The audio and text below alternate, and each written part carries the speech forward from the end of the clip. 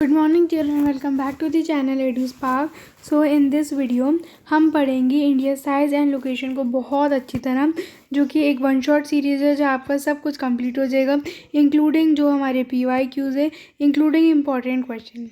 ठीक है, ये इस लेक्चर में कंप्लीट हो जाएगा। अब मुझे नहीं पता ये लेक्चर कितना लंबा होगा। देखो आधे घंटे से ज़्यादा को तो होगा नहीं, क्योंकि ये ज़्यादा चैप्टर बड़ा नहीं है, होएगा भी तो बेस्ट एक्सप्लेनेशन होने वाला है।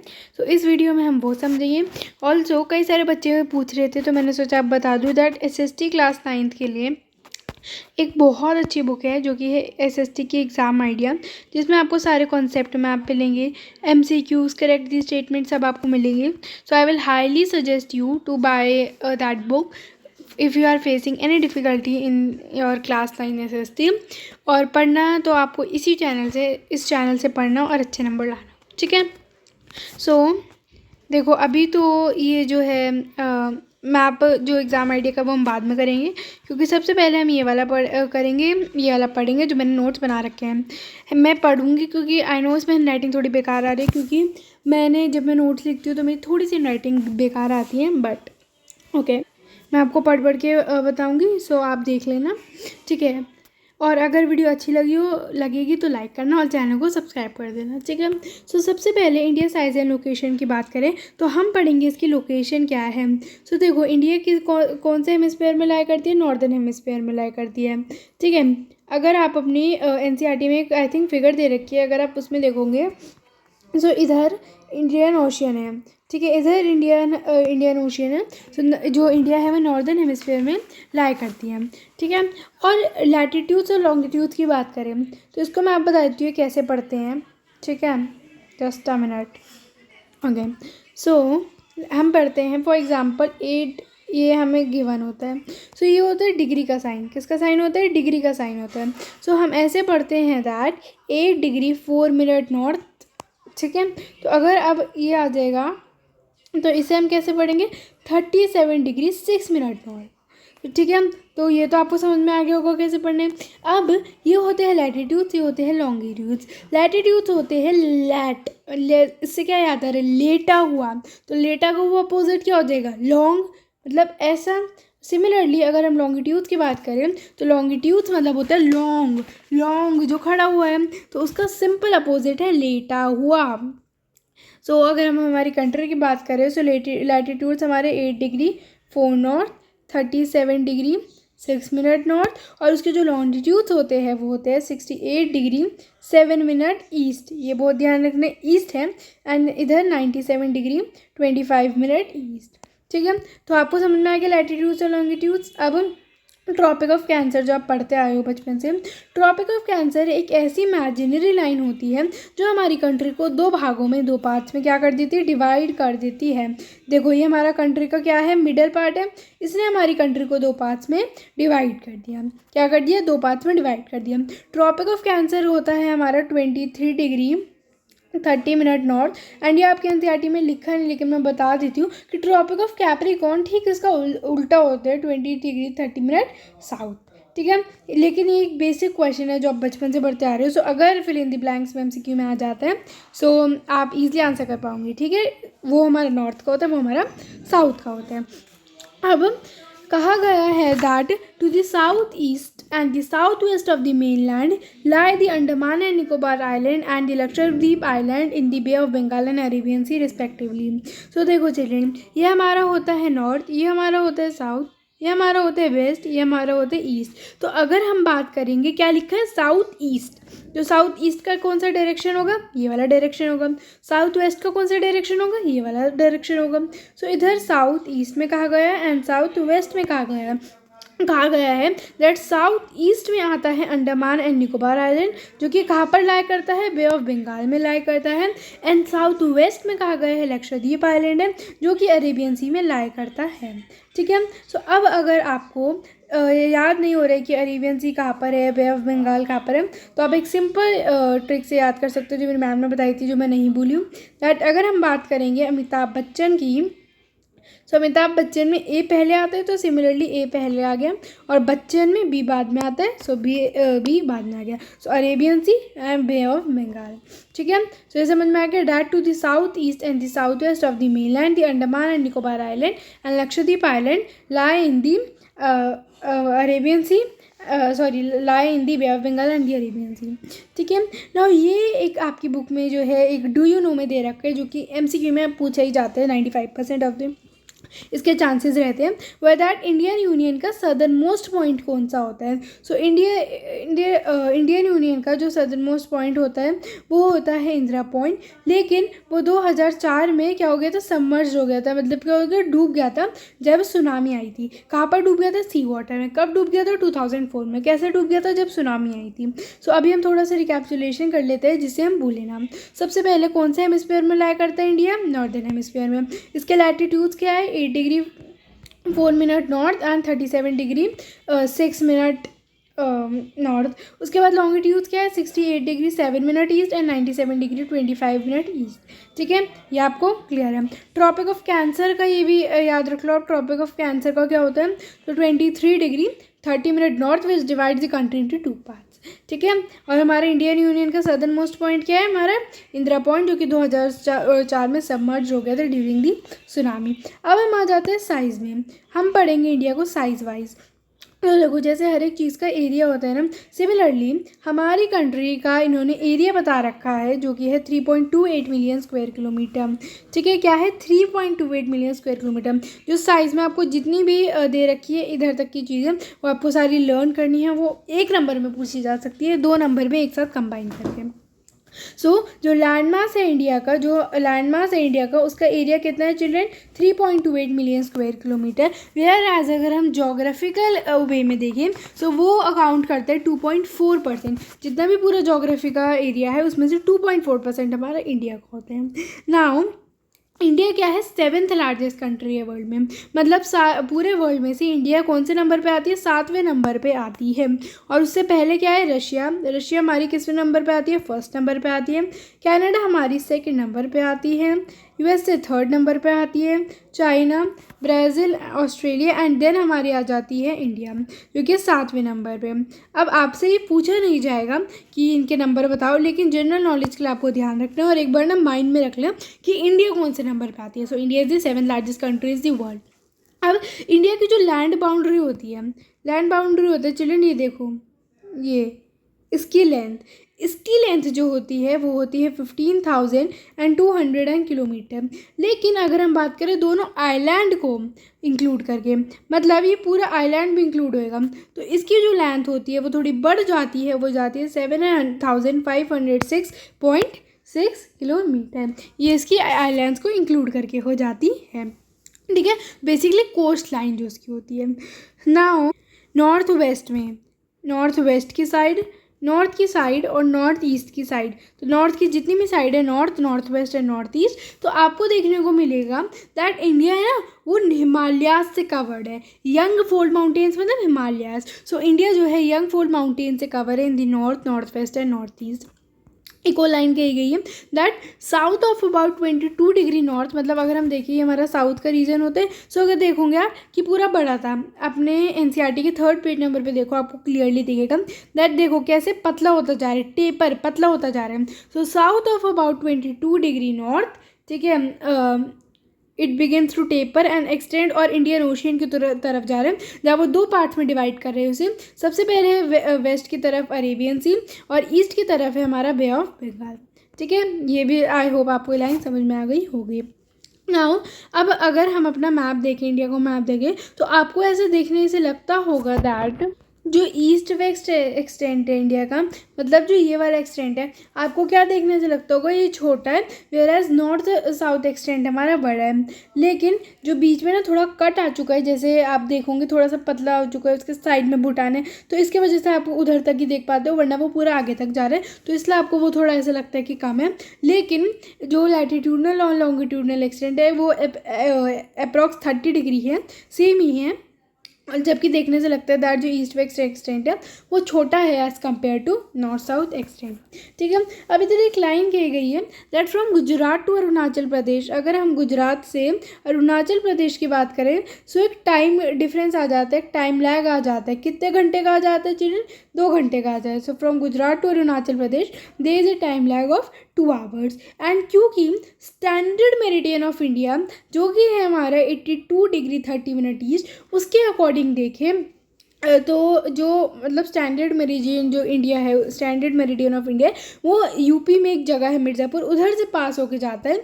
वो एक स्टैंडर्ड टाइम ले रखा है फॉर दी होल कंट्री, मतलब जिससे सारे जितना भी हमारे एरियाज़ हैं उधर यूनिफॉर्म टाइम रहे। इसकी वजह से उन्होंने एक स्टैंडर्ड टाइम ले रखा है जो कि यूपी में मिर्ज़ापुर है, उधर से क्या होके जाता है? पास होके जाता है। सो गुजरात टू अरुणाचल प्रदेश से 2 घंटे का टाइम लगेगा और इसीलिए जो स्टैंडर्ड मेरिडियन में टाइम ले रखा है वो है 82 डिग्री 30 मिनट ईस्ट, जो कि यूपी में मिर्ज़ापुर से पास होके जाता है। ठीक है, सो अब हम पढ़ेंगे बहुत इम्पॉर्टेंट जो 5 नंबर में आएगा मैं गारंटी कर रही हूँ इस वन शॉट में, चाहे आपका पीओ हो, चाहे वो फाइनल हो, चाहे वो मिड टर्म हो। दैट ये इम्पॉर्टेंट है आएगा दैट हमारा इंडिया और उसके वर्ल्ड को डिस्क्राइब करना किसी भी उसमें आ सकते हैं, किसी भी क्वेश्चन में आ सकते हैं। फॉर एग्ज़ाम्पल आपको आ जाएगा question that justify the naming of Indian ocean after India. ठीक है, या तो ये आ जाएगा या describe India and the world, कुछ भी आ सकता है इस क्वेश्चन में। सो ये आपको अच्छी तरह से लर्न करके रखना है ये क्वेश्चन। ये भी आ सकता है दैट इंडिया की जो strengths that the Indian landmass as a central location between east and west Asia explain. ठीक है, ये सब कुछ भी आ सकता है, तो आपको प्रिपेयर कर रखना है क्वेश्चन क्योंकि 5 नंबर तक का आता है। सो देखो जो इंडिया है, जो इंडियन लैंड मास है उसकी एक सेंट्रल लोकेशन है, मतलब वो बीच में पड़ता है किसके? वेस्ट एशिया के और ईस्ट एशिया के। So the Indian land mass as a central location between east Asia and the west Asia. ठीक है, इसमें तो कोई दिक्कत नहीं है जी आपको, ये तो मैंने आपको अच्छी तरह समझा दिया। उसके बाद नेक्स्ट है जितने भी देश भर के ट्रेडर्स थे ना उनकी इंडिया फेवरेट डेस्टिनेशन थी। तो नेक्स्ट पॉइंट आगे that India was the favourite destination of traders of the world. Next हमारा पॉइंट आ जाएगा दैट जो किसी भी कंट्री की इतनी बड़ी कोस्ट लाइन नहीं है इंडियन ओशियन पे जितनी इंडिया की है। किसी भी कंट्री की इतनी बड़ी कोस्ट लाइन नहीं है जितनी इंडिया की इंडियन ओशियन पे। सो देयरफॉर उसकी लॉन्ग कोस्ट लाइन है इंडियन ओशियन में। नेक्स्ट जो उसके इंडियन ओशियन रूट्स होते हैं, जो ट्रांस इंडियन ओशियन रूट्स होते हैं ना, वो यूरोप की कई सारी कंट्रीज़ होती है, जो वेस्ट में यूरोप की कई सारी कंट्रीज़ होती है और जो ईस्ट एशिया में कंट्रीज़ होती है उन्हें कनेक्ट करते हैं, जिससे हमारा इंडिया एक सेंट्रल लोकेशन में लाया करता है। And countries of east Asia of Europe provides a strategic central location to India. ठीक है, now the Deccan Peninsula protrudes into the Indian Ocean. Indian Ocean में जो Deccan Peninsula है वो protrudes करता है, एकदम से आ जाता है, एकदम मतलब बाहर आ जाता है, मतलब कम थ्रू टाइप ऑफ। ठीक है, तो वो आ जाता है जिससे इंडिया जो है वेस्ट एशिया के साथ अच्छे कॉन्टैक्ट्स मेंटेन कर पाते हैं। सो अगर मैं आपसे 5 नंबर में क्वेश्चन पूछती हूँ तो सबसे पहले आप पॉइंट लिखेंगे दैट जो इंडिया है वो फेवरेट डेस्टिनेशन थी ट्रेडर्स ऑफ द वर्ल्ड की। नेक्स्ट क्या है? उसकी लॉन्ग कोस्ट लाइन के ऊपर। नेक्स्ट उसकी ईस्ट और वेस्ट एशिया में एक सेंट्रल लोकेशन है। नेक्स्ट आ जाएगा ये कि the Deccan peninsula protrudes into the Indian ocean, जिससे एक सेंट्रल लोकेशन, जिससे वेस्ट एशिया के साथ कॉन्टैक्ट मेंटेन होते हैं। एंड नेक्स्ट जो ट्रांस इंडियन एशियन रूट्स होते हैं वो यूरोप की, जो वेस्ट में यूरोप की कई सारी कंट्रीज़ होती है और ईस्ट एशिया की कई सारी कंट्रीज़ को कनेक्ट करती हैं। अगेन डू यू नो में बहुत इंपॉर्टेंट है दैट 1869 में एक स्वीज कैनल बना था जिसने इंडिया का जो डिस्टेंस है यूरोप से वो 7000 किलोमीटर तक घटा दिया था। ठीक है, सो अब क्या हम एक रिकैपिटुलेशन सेक्शन आगे दोबारा कर सकते हैं साइज़ में। तो क्या पढ़ा दैट इंडिया को जो लैंड मास है उसका जो एरिया है वो कितना है? 3.28 मिलियन स्क्वायर किलोमीटर है। आई होप ये आप लिख रहे होंगे, नोट्स बना के लिख रहे होंगे। ठीक है, सो उसका क्या है? स्क्वायर किलोमीटर है। वेयर एज वो 2.4% of total geographical area of the world occupy करती है। उसकी जो कोस्ट लाइन है उसके लिए, मतलब उसकी जो बाउंड्री है उसकी लेंथ है 15,200 किलोमीटर और इंडिया की जो कोस्ट लाइन है उसकी लेंथ है 7,516.6 किलोमीटर। जैसे ही मैं बिना देखे बता पा रही हूँ, क्यों? क्योंकि ये मेरे ना टिप्स पे याद है, ये मेरी टिप्स पे याद है। बार बार इस चैप्टर को करोगे ना, एक बार पढ़ा, 2 बार पढ़ा, तीसरी बार खुद ही याद हो जाएंगे। सो इसे अगर इसमें थोड़ा ऐसा चैप्टर है, इसमें ये थोड़ी इसका एरिया, बाउंड्री साइज ये थोड़ा करना है, लेकिन बहुत ईजी चैप्टर है, ठीक है। उसके बाद गुजरात से अरुणाचल प्रदेश तक का कितने घंटे का टाइम लगेगा जी? 2 घंटों का। स्टैंडर्ड मेरिडियन क्या है? जो 82 डिग्री 30 मिनट ईस्ट है। और कहाँ से पास होके जाता है जी? यूपी में मिर्ज़ापुर जगह से पास होके जाता है। इंडिया एंड दी वर्ल्ड का बता ही दिया। और स्यूज़ कैनल कब खुला था? 1869। उसने क्या किया था? इंडिया का डिस्टेंस यूरोप से 7000 किलोमीटर तक का घटा दिया था, ठीक है। नाउ ये देखो, अब इसमें आपको पैराग्राफ दे रखे, 2 पैराग्राफ दे रखे जो मैंने बहुत छोटा करके लिखे हैं, जहाँ पर बोला गया है दैट इंडिया का जो कॉन्टैक्ट है पूरे वर्ल्ड के साथ वो ऑब्वियसली सालों से चलता आ रहा है, बहुत डिकेड से चलता आ रहा है, लेकिन उसका जो कॉन्टैक्ट है वो लैंड रूट्स से ज़्यादा पुराना है ना। मतलब लैंड रूट से भी होता था पहले, वो तो जैसे जैसे टेक्नोलॉजी आगे बढ़ी तभी हमारे जो ओशियन रूट्स है वो डेवलप हुए थे। सो इंडिया को जो कॉन्टैक्ट है लैंड रूट से वो बहुत पुराना रहा है as compare to that of ocean के कॉन्टैक्ट के साथ। सो जो माउंटेन्स में क्या होते थे? वेरियस पासेस होते थे। वेरियस पासेस मतलब क्या होता है? जो रास्ते होते थे। दिखा देती हूँ बना के। ये हमारे माउंटेन्स हैं, थोड़ा डार्क, ये हमारे माउंटेन्स हैं। इनके बीच में जो पासेस, ये जो रास्ते निकलते थे, तो जो पासेस है माउंटेन्स में नॉर्थ में, कई सारे ऐसे पुराने ट्रैवलर्स को उन्होंने रास्ता दिखाया है। वेयर एज ओशियंस ने कई टाइम तक जो इंट्रैक्शन है रोके रखी थी, क्योंकि लोग जो थे ना वो ओशियंस क्रॉस करने में उन्हें बहुत ज़्यादा टाइम लग जाता था। तो इसमें जो माउंटेन्स के बीच का रास्ता है ना, उन्होंने इंट्रैक्शन बहुत बना के रखी। तो देयरफॉर कहा गया दैट लैंड रूट्स का जो रिश्ता है इंडिया का वो उससे ज़्यादा पुराना है as compare to maritime contact. अभी जो रूट्स है ना, जो ये पैसेजेस है, रूट्स हैं, इन्होंने हेल्प किया है, क्योंकि ना आइडियाज़ एक्सचेंज होती है, कमोडिटीज़ एक्सचेंज होती है, आइटम्स एक्सचेंज होती है। जैसे जो आइडियाज़ का किसका? उपनिषद का, रामायण का, या जितनी भी पंचतंत्र की स्टोरीज़ थी, या इंडियन नंबर सिस्टम था, इंडियन न्यूमरल्स था, या डेसिमल सिस्टम था, वो क्या था? वो बाकी पार्ट्स ऑफ द वर्ल्ड तक पहुंच सकता था। वेयर एज अगर हम बात करें स्पाइसेस मतलब नमक मिर्च मसालों की या मसलिन की, तो वो इंडिया से दूसरी कंट्रीज़ तक पहुंचाया गया।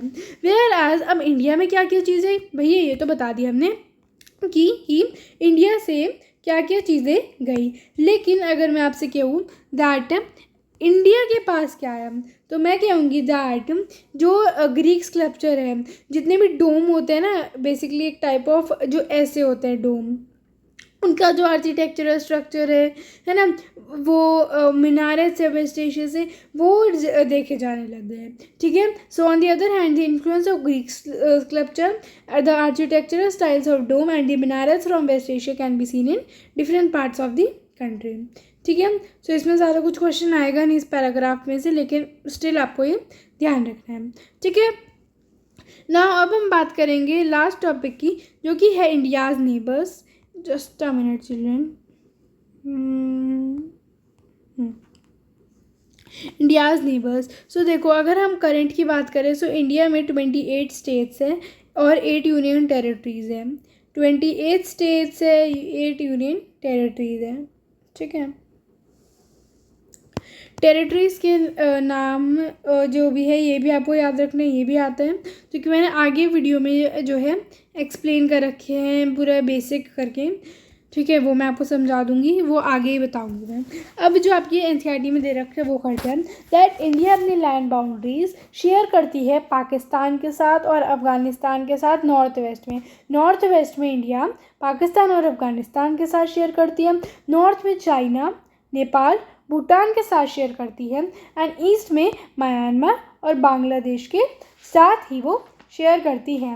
अब हमारे कुछ सदर्न नेबर्स भी हैं जो कि 2 आइलैंड कंट्री से बने हुए हैं, that is Sri Lanka and Maldives. Sri Lanka and Maldives. सबसे पहले इंडिया लैंड बाउंड्रीज किसके साथ शेयर करती है? नॉर्थ वेस्ट में पाकिस्तान और अफगानिस्तान के साथ, नॉर्थ में चाइना, नेपाल और भूटान के साथ, एंड साउथ की बात करें ईस्ट की बात करें तो म्यांमार और बांग्लादेश के साथ, और साउथ की बात करें तो श्रीलंका और मालदीव्स के साथ। सो देखो, जो श्रीलंका है वो इंडिया से कैसे सेपरेट है, एक पतली सी सी जा रही है जो कि पार्क स्ट्रेट से फॉर्म हुई है और गल्फ ऑफ मन्नार से फॉर्म हुई है, ठीक है। सो जो श्रीलंका है it is separated from India with a narrow channel of sea जो कि है Palk Strait and Gulf of Mannar, whereas रुको एंड गल्फ ऑफ मन्नार, ठीक है। ये बेटा बहुत ज़्यादा हाईली रिपीट क्वेश्चन नहीं है, जो आता ही आता है फिल इन द ब्लैंक्स में, ठीक है। वेयर एज अगर हम मालदीव्स आइलैंड की बात करें तो लक्षद्वीप आइलैंड का अगर देखो आप ये जो आपका पिक्चर दे रखी है उसके ऊपर एनसीईआरटी में उसके ऊपर ठीक एक बड़ा सा मैप दे रखा है पूरा इंडिया का, वर्ल्ड वाइड, मतलब इंडिया का मैप दे रखा है, वर्ल्ड वाइड नहीं दे रखा, ठीक है। उसमें अगर आप देखोगे लक्षद्वीप आइलैंड ठीक उसके नीचे मालदीव्स है, तो यही चीज़ कही गई है दैट जो मालदीव्स आइलैंड है वो लक्षद्वीप आइलैंड के साउथ में सिचुएटेड है, ठीक है। नाउ ये मैं बता देती हूँ बेसिक इंपॉर्टेंट नॉलेज ये रह गया है दैट 1947 से पहले चिल्ड्रन दो तरह की स्टेट्स होती थी, एक तो होती थी हमारी प्रोविंसेस और एक होती थी प्रिंसली स्टेट्स। देखो जब मैंने आपको ये चैप्टर पढ़ाया था उसका इलेक्टोरल पॉलिटिक्स का, तो या नहीं कॉन्स्टिट्यूशनल डिज़ाइन का जब मैंने आपको चैप्टर पढ़ाया था तब मैंने आपको ये बताया था कि कैसे कैसे जो लीडर्स थे, जो ब्रिटिश ऑफिशियल्स थे, वो छोड़ के गए थे इंडिया के ऊपर ही कि या तो वो पाकिस्तान के साथ मर्ज हो जाए या इंडिया के साथ मर्ज होते या इंडिपेंडेंट रहे, ये मैंने आपको पढ़ाया था। तो इसलिए 1947 से पहले दो तरह की स्टेट हुआ करती थी, एक होती थी प्रोविंसेस और एक होती थी हमारी प्रिंसली स्टेट्स। जो प्रोविंसेस होती थी उसमें ब्रिटिश ऑफिशियल्स ही रूल करते थे, वेराज प्रिंसली स्टेट्स में जो लोकल उधर के हेरिडेटरी रूलर्स थे वो रूल किया करते थे। अब आएंगे बेटा टॉपिक पे जिसमें से आपका 50% ऑफ दी पेपर आएगा, 50% ऑफ दी पेपर इसमें से आएगा, वो पूरा एनसीईआरटी का था। चिल्ड्रन जब हम 9th में आ जाते हो, 10th में आ जाते हो या आप हायर क्लासेस में आ जाते हो ना, तो बुक से आता है, आपने अच्छी तरह पढ़ा, लेकिन ऑब्वियसली बाहर से तो आएगा ही ना, तरह तरह की बुक से आता है, तो इसलिए ये कुछ इंपॉर्टेंट है जो मैंने लिखा हुआ है। एंड ऑल्सो ये क्वेश्चन आंसर्स में भी है जो मैंने एक हाईली रिपीटेड क्वेश्चंस के आगे चल के आपको कुछ भी पेजेस दे रखे हैं, उसमें भी ये क्वेश्चंस हैं। ऑल्सो ये आपकी बुक में डू यू नो या आपसे क्वेश्चन करके भी पूछे गए हैं, जैसे इसमें से एक फाइंड आउट वाले में भी है, ठीक है। तो सबसे पहले मैंने आपको बताया था दैट इंडिया की 28 स्टेट्स थी और 8 यूनियन टेरिटरीज है, जिसमें यूनियन टेरिटरीज के नाम दिए गए हैं। अब इसको लर्न करवाने का बहुत अच्छा तरीका है। सबसे पहले दो आइलैंड कौन से पढ़े हमने, अंडमान एंड निकोबार आइलैंड पढ़ा हमने और एक आइलैंड हमने पढ़ा लक्षद्वीप। तो अगर हम देखें दो आइलैंड हो गए इसमें से। उसके बाद इंडिया की जो कैपिटल है वो है दिल्ली, तो दिल्ली को काट दो। अब आपको ये ध्यान रखना है दैट ठंडी स्टेट्स आपको पता ही है ना, और जब भी हम बात करेंगे ना ठंडी स्टेट्स की तो आपके मुंह में क्या आपके उस माइंड में क्या आता है, एक तो आता है आपको इसमें जम्मू एंड कश्मीर, जो भैया आता ही आता है, पहलगाम अटैक हुआ था जहाँ, ठीक है, ये तो आता ही है, और एक आता है लद्दाख। तो अभी तक मैंने आपको 5 बता दी, 2 आइलैंड बताए मैंने आपको, that is Andaman and Nicobar island and Lakshadweep. मैंने आपको क्या बताया, 2 ठंडी जगहों के नाम बताए, उसके नाम बताए जम्मू एंड कश्मीर के, लद्दाख के नाम बताए, और इंडिया की कैपिटल दिल्ली के नाम बताए। सो ये हमारी 5 हो गई। उसके बाद दमन एंड दीव, दादरा एंड नगर हवेली, पांडुचेरी और हाँ ये कुछ और चंडीगढ़ हमारे यूनियन टेरिटरीज है। तो क्या अब याद रहेगा, देखो मुझे तो इसी तरीके से लर्न हुआ था। सबसे पहले लक्षद्वीप, ये एक आइलैंड हो गया हमारा। उसके बाद अंडमान एंड निकोबार आइलैंड हो गया। उसके बाद दिल्ली जो कि इंडिया की कैपिटल है, ये हो गया मेरा, ठीक है। उसके बाद ठंडी स्टेट्स में जम्मू एंड कश्मीर और लद्दाख हो गया। उसके बाद डी से दमन एंड दीव और एक Dadra, just a minute children, Dadra and Nagar Haveli. एक हो गया पांडुचेरी और एक हो गया चिल्ड्रन दिल्ली कह रही हूँ, चंडीगढ़। तो इसी तरीके से ये हमारी कुछ यूनियन टेरिटरीज है जो आप लर्न कर सकते हो। शुरू की 5 लर्न हो गई ईजिली, नेक्स्ट भी जब आपको ये लर्न हो जाएगी वो भी हो जाएगी, ठीक है। ठीक है। सो अब आपकी बुक में ये जो फाइंड आउट है उसमें दे रखा है, जिसमें से इम्पॉर्टेंट है कि इंडिया के कॉमन फ्रंटियर्स क्या है बांग्लादेश के साथ। फ्रंटियर्स होते हैं चिल्ड्रन बॉर्डर्स दैट इंडिया जो है border common borders with Bangladesh. तो इसके लिए मैंने एक बहुत अच्छा नेमोनिक जो है वो लिखा हुआ है, बहुत अच्छा। मैं नेमोनिक से लर्न करती थी in fact. That Amitabh met Tina in Mumbai weekly. The A stands for Assam, M stands for Meghalaya, T stands for Tripura, M stands for Mizoram, and W stands for West Bengal. That Amitabh met Tina in Mumbai weekly. So A for Assam, M for Meghalaya, D for Tripura, M for Mizoram and W for West Bengal. So अगर बांग्लादेश के साथ common frontiers learn करनी है तो ये इसी easy तरीका नहीं हो सकता है, ठीक है। या वरना आप ऐसे लर्न कर सकते हो, कोई भी स्टोरी बना के कर लो, IMW ऐसा कुछ वर्ड से याद करो, क्योंकि कई बार बच्चों को सेंटेंस याद भी नहीं रहते। सो मैं तो देखो सेंटेंस के साथ ही करती थी। वेयर एज अगर आपको एक ऐसा अलग से वीडियो चाहिए जहाँ पर मैं इनको और इजी वे में एक्सप्लेन करूँ, सो वहाँ मुझे कमेंट कर देना, मैं बना लूँगी उसके लिए, ठीक है। सो अभी के लिए आप ये लर्न कर लो, Amitabh met Tina in Mumbai weekly. A for Assam, M for Meghalaya, T for Tripura, met Tina in Mumbai. So M for Mizoram and W for West Bengal, ठीक है ना। अब हम याद करेंगे दैट चाइना के साथ वो कौन से कॉमन ऐसे बॉर्डर्स है जो शेयर करता है। सो इसके लिए बहुत छोटा सा है, high snow areas like Uttarakhand, जहाँ पर H stands for Himachal Pradesh, H stands for Sikkim, A stands for Arunachal Pradesh, L for Ladakh and Uttarakhand का उत्तराखंड। सो हाई में H for Himachal and S for Sikkim, A for Arunachal Pradesh, L for Ladakh and Uttarakhand का उत्तराखंड। नाउ ऐसी कौन सी कंट्रीज़ है जो इंडिया का सब कॉन्टिनेंट बनाती है। तो इसके लिए भी एक छोटू सा नेमोनिक है दैट, ये तो बहुत ईजी है। I prefer biryani not boring salad meals, कि मैं बिरयानी प्रेफर करता हूँ then not boring salad meals. So इसके लिए I for India, P for Pakistan, B for Bhutan, N for Nepal, B for Bangladesh and S for Sri Lanka and M for Maldives, ठीक है। हमारे southern हो गए। सो अगर मैं आपसे क्या होगा, आई prefer biryani not boring salad meals, ठीक है। तो इसके थ्रू आप लर्न कर सकते हो। तो अभी तक मैंने आपको क्या बताया दैट अगर आपको बांग्लादेश के साथ लर्न करने हैं तो आप याद रखोगे Amitabh met Tina in Mumbai weekly. उसके बाद अगर आपको चाइना के साथ लर्न करना है तो आप लिखोगे high snowy areas like Uttarakhand. And अगर आपको सब कॉन्टिनेंट के याद करने हैं तो आप लिखोगे आई prefer biryani not boring salad meals, ठीक है। सो ये नेमोनिक से मैंने आपको पढ़ा दिया है। अब हम पढ़ेंगे ट्रॉपिक ऑफ कैंसर की स्टेज, ये बहुत इंपॉर्टेंट है, ये भी 2 से 3 नंबर में आता ही है। सो MP, झारखंड, त्रिपुरा, मिजोरम, राजस्थान, वेस्ट बंगाल, गुजरात, छत्तीसगढ़, ये है कुछ स्टेट्स है जिनके साथ टॉपिक ऑफ कैंसर पास होकर जाते हैं। अब आपके लिए एक होमवर्क क्वेश्चन है, आपके लिए ही एक टास्क है कि आप एक नेमोनिक बनाओगे, एक ऐसा नेमोनिक जो कि इन्हें याद करने में हेल्प करेगा। एंड जो सबसे बेस्ट नेमोनिक होगा, जो मुझे लगेगा that it's good, it's very easy, उसका नाम मैं अगले वीडियो में अनाउंस करूँगी एंड उसके कमेंट को मैं क्या करूँगी, पिन करूँगी, ठीक है। सो ये आपका एक होमवर्क है, ईजी से ईजी नेमोनिक ढूंढिएगा एंड मुझे कमेंट्स में बताइएगा, ठीक है ना। अब हमारा चैप्टर तो कंप्लीट हो जाता है, हमारा कंप्लीट हो जाता है NCERT में से लाइन बाय लाइन। और मैंने आपको जो बेसिक उसमें फाइंड आउट थे वो भी पढ़ा दिए और डू यू नो भी पढ़ा दिए।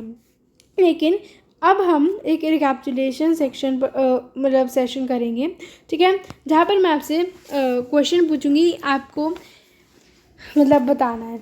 सबसे पहले है the hemisphere in which India lies, कौन से हेमिस्फीयर में इंडिया लाई करता है, बताइए। Very good, northern hemisphere. Latitudinal extent क्या होता है, 8 degree 4 north and 37 degree 6 minute north, very good.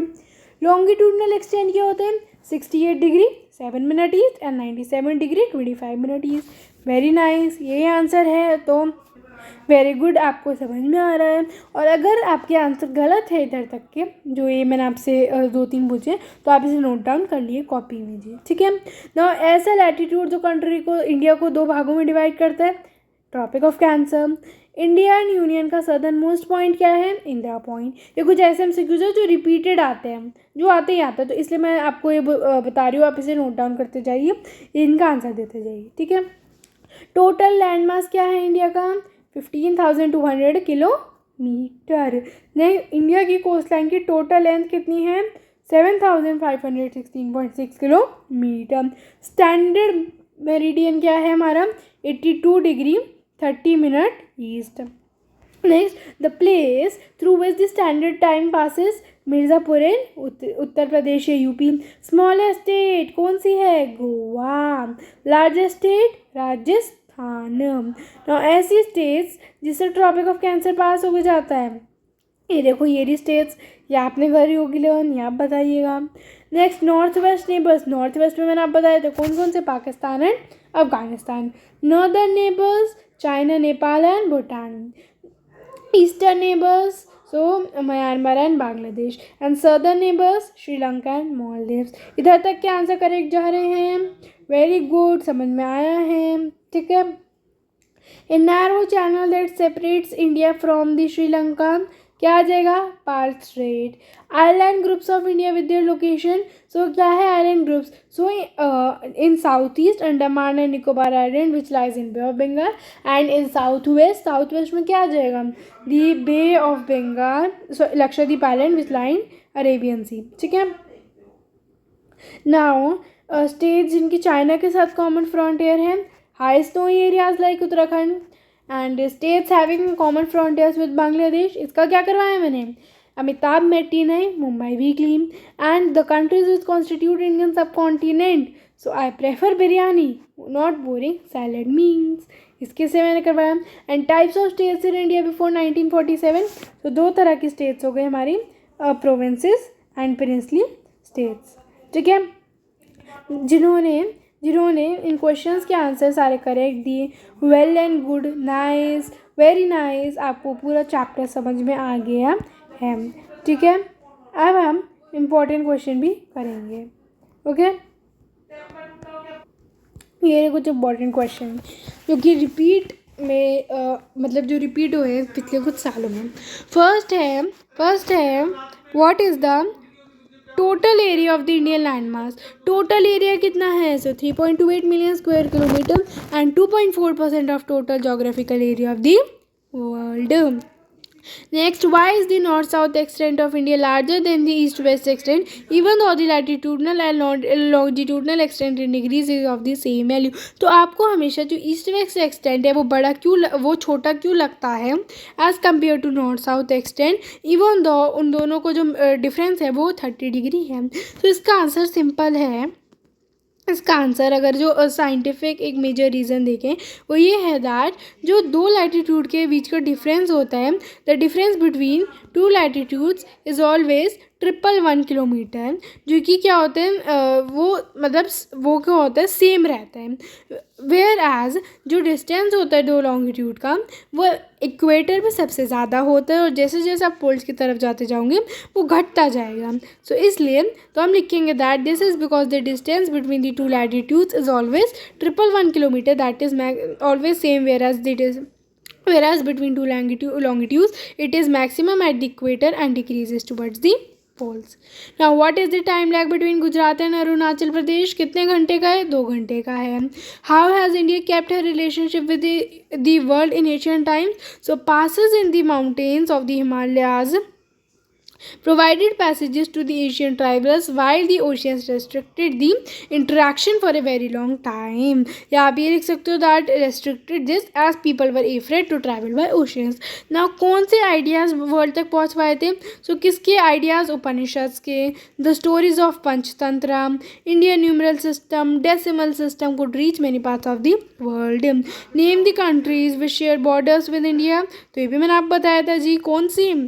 Pakistan and Afghanistan in the northwest, China, Nepal and Bhutan in the north, and Myanmar and Bangladesh in the east. Next आ जाएगा that name the states through which the Tropic of Cancer passes. So Gujarat, Rajasthan, Madhya Pradesh, Chhattisgarh, एक था Tripura, west Bengal, Jharkhand and Mizoram. Union territories ये कैसे learn करवाई थी मैंने आपको? सबसे पहले 2 island Lakshadweep, Andaman and Nicobar island, Delhi और Jammu and Kashmir, Ladakh, Puducherry and Daman and Diu and Dadra and Nagar Haveli and Chandigarh. Next is write the size and extent of India. So India is the 7th largest country in the world. उसके बाद इसका एरिया बता देना है, आपको उसकी बाउंड्री बता देनी है और उसकी कोस्ट लाइन की लेंथ बता देनी है. अगर ये आपका क्वेश्चन 3 मार्क्स में आता है so this is totally enough. ठीक है, ये आप लिखोगे और आपको पूरे मार्क्स मिल जाएंगे. Now what is the sub continent and name the countries that constitute the Indian subcontinent and how is India different from other countries of Asia. ये मैंने लास्ट में से इंक्लूड किया है क्योंकि बेटा ये ना बहुत इंपॉर्टेंट क्वेश्चन है, इम्पॉर्टेंट है. ये जो 3 क्वेश्चन हैं ये आपको घोट के पी जाने हैं. इतने इंपॉर्टेंट क्वेश्चन हैं इस चैप्टर के जो कि बार बार रिपीट होते हैं एग्ज़ाम में. ठीक है, सो जस्ट अ मिनट. सब कॉन्टिनेंट क्या होते हैं? एक ऐसा जोग्राफिकल यूनिट होता है जो पूरे वर्ल्ड से सेपरेटली स्टैंड करता है क्योंकि उसका या तो लार्ज साइज़ होता है या क्लाइमेट के डिफरेंस की वजह से या कोई भी रिलीफ में जो माउंटेन्स वगैरह में डिफरेंस आते हैं उसके वजह से. एंड जो कंट्रीज़ इंडियन सब कॉन्टिनेंट बनाती हैं उनका इधर नाम दे दिया गया है. Next, justify the naming of Indian ocean after India. मैंने आपको क्या कहा था दैट ये क्वेश्चन जो है ये आएगा, बहुत इंपॉर्टेंट क्वेश्चन है. तो सबसे पहले India was the favourite destination of traders of the world. India has the long coast line on the Indian ocean. The Deccan peninsula protrudes into the Indian Ocean which makes it significant to international trade done through the Indian Ocean and central location between East Asia and West Asia. जो अगर 3 से 4 number में आता है तभी आप ये लिखोगे, अगर 5 नंबर में आता है तो जो मैंने आपको लिखवाया था वो ही लिखोगे. ठीक है, नेक्स्ट है describe how the geographical features of India have fostered unity and homogeneity in the Indian society. ये 5 से 6 नंबर में आ जाता है. ठीक है, मैक्सिमम चांसेस होते हैं इसके 5 नंबर में आने के. सो इसमें आप लिखोगे दैट इंडिया का एक डिस्टिंक्ट फिजिकल और कल्चरल आइडेंटिटी है. तो इंडिया की जो यूनिटी है, होमोजेनिटी मतलब that same kind that we all are same, वो जो है फिजिकल डाइवर्सिटी के थ्रू, फिजिकल फीचर्स के थ्रू एनेबल की जाती है. सबसे पहले दैट नॉर्थ में जितने भी माउंटेन्स हैं जो कि कैसे रन करते हैं, ईस्ट टू वेस्ट रन करते हैं थाउजेंड्स ऑफ किलोमीटर्स तक. वो एक नेचुरल वॉल एक ऐसे एक्ट करते हैं जैसे वो एक नेचुरल वॉल है जिससे बाहर के लोग एंटर नहीं कर पाते इंडिया में. So it is a natural wall against all the possible intrusions and it gives Indian intact रखते हैं. नेक्स्ट है दैट जो हमारे इंडिया का सर्दर्न पार्ट है वो सी से और ओशियन से सराउंडेड है. ये जो फिजिकल फीचर्स होते हैं ये इंश्योर करते हैं दैट जो बाहर के लोग हैं वो इंडिया में कैसे एंटर कर सकें, वेल डिफेंडेड रूट से, वेल सिक्योरिटी रूट से ही एंटर कर सकते हैं थ्रू सीज और पासेस इन दी माउंटेन्स. नेक्स्ट जो स्टैंडर्ड मेरिडियन है 82 डिग्री 30 मिनट ईस्ट, वो लिया गया है as the standard time as the local time, जिससे यूनिफॉर्मिटी प्रोवाइड हो, जिससे वैरी ना करे टाइम. ठीक है, नेक्स्ट है जितनी भी रिवर्स है या उनकी ट्रिब्यूटरीज हैं वो इरिगेशन फैसिलिटीज़ प्रोवाइड करती है पूरी कंट्री में, जिससे एक यूनिफॉर्म डेवलपमेंट आती है, सारी जगह आती हैं. एंड नेक्स्ट मानसून्स का बहुत गहरा रिश्ता होता है इंडिया के साथ क्योंकि मानसून से यूनिटी आती है. कई सारे ऐसे फेस्टिवल्स होते हैं जो मानसून के आने से बनाए जाते हैं. ठीक है, अब इधर थोड़ा सा कट गया है लेकिन मैं आपको बताती हूँ इधर आएगा दैट अपार्ट फ्रॉम दैट जो इंडिया की agriculture needs and domestic needs है वो भी मानसून द्वारा ही बेसिकली आप कह सकते हो वो होती है, मतलब also made by monsoon. So apart from that agriculture and domestic needs are also made by monsoons. ठीक है, सो ये हमारा कुछ क्वेश्चंस थे जो कि इम्पोर्टेंट थे, मोस्ट रिपीटेड क्वेश्चंस थे. अब अगर आपको इसका PDF चाहिए तो वो आप बता देना. इसकी इंडिया साइज एंड लोकेशन की मैंने फुल चैप्टर की वीडियो भी वो अपलोड कर रखी है, वो मैंने डिस्क्रिप्शन पे टैग कर दी है, वो भी आप लोग देख लेना. ऑल्सो जो इम्पोर्टेंट क्वेश्चंस है इस चैप्टर के जो मैंने इसमें इंक्लूड करे हैं, ठीक है, वो मैंने अपनी कम्युनिटी लिंक पे डाला है, अपनी कम्युनिटी पोस्ट पे डाला है कि इसके क्या क्या इंपॉर्टेंट क्वेश्चन हैं। सो वो आप एक बार रिव्यू कर लीजिएगा। एंड अगर वीडियो अच्छी लगी हो तो लाइक करना एंड चैनल को सब्सक्राइब कर देना। Thank you.